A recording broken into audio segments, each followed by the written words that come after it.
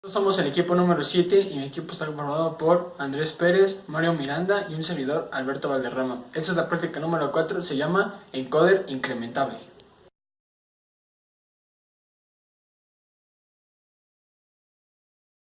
Objetivo. El estudiante verificará el funcionamiento de un encoder incremental.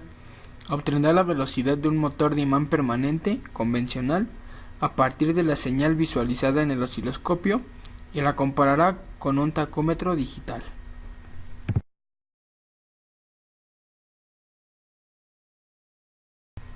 Material.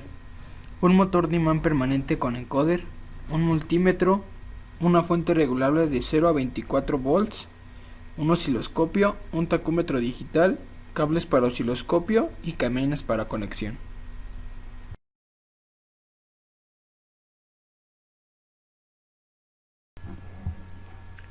Procedimiento. 1. Identifica las partes principales que componen a un encoder incremental. 2. Identifica la forma de conexión del encoder incremental. 3. Identifica el número de pulsos necesarios para completar una revolución. 4. Ponga en marcha el motor a una tensión nominal de 12 volts. Visualice las señales A y B del encoder en el osciloscopio e identifique el desfase entre ellas. Realice inversión de giro del motor y nuevamente visualice las señales. 5. Con los datos obtenidos en el osciloscopio, determine el tiempo que tarda un pulso y posteriormente el tiempo que tarda en dar una revolución. Anote los datos en la tabla 1. 6. Con los datos obtenidos determine analíticamente cuál es la velocidad del motor y posteriormente mida la velocidad del eje utilizando el tacómetro. Anote los datos en la tabla 1.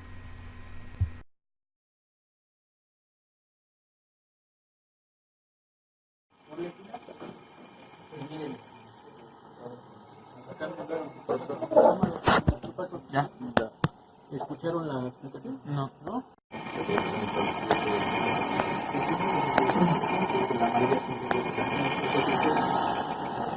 Pero con microcontroladores sí se ve la diferencia. Lo que pasa es que aquí el amarillo es... Al poner en marcha el motor, y como se puede observar en las siguientes imágenes, las gráficas del osciloscopio nos muestran que el canal 1 y el canal 2 están desfasados 90 grados, ya que les aplicamos una tensión de 12 volts a cada uno y la inversión del giro del motor se ve reflejada en las gráficas.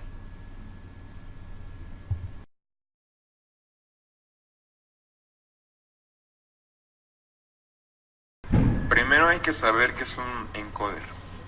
Esta es una parte rotativa que mediante una señal eléctrica indica la posición angular de eje, velocidad y aceleración del motor. Esta se compone de un disco que va girando, puede estar hecho de plástico o vidrio. Tiene unas partes transparentes y otras opacas, que estas se encuentran codificadas. Mientras el eje rota hay una emisión de luz que la recibe el sensor, la cual genera un pulso digital.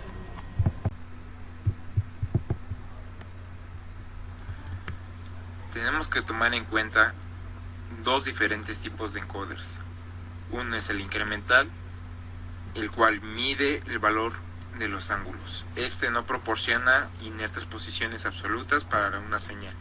Es inevitable el autodireccionamiento a un punto de referencia.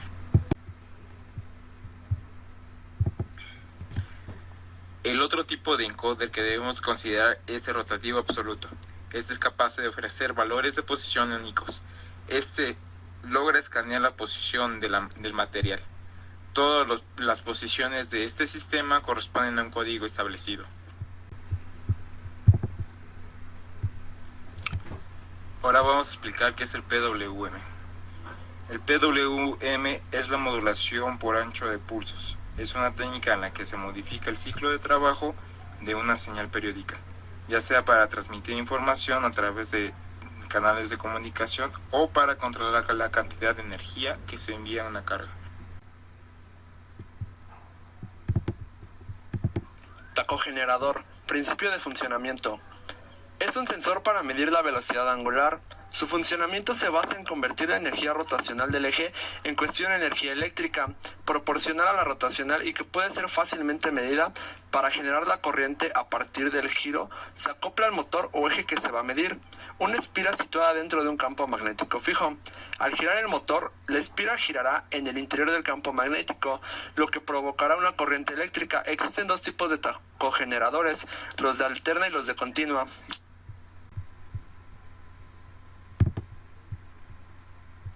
Tacogeneradores de continua son similares a los de alterna, pero rectificando la salida, tal como se hace en los generadores de corriente continua, es decir, un imán permanente basado en una aleación especial y obtenida por sinterización, que crea un flujo magnético constante y un circuito con varias espiras que gira en su seno y en el que se induce una tensión.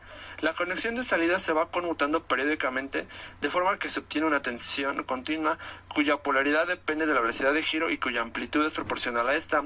La sensibilidad normal de los dínamos tacométricos es del orden de 5 a 10 volts, 100 revoluciones sobre minuto, y el alcance de su medida llega fácilmente a las 8000 revoluciones sobre minuto.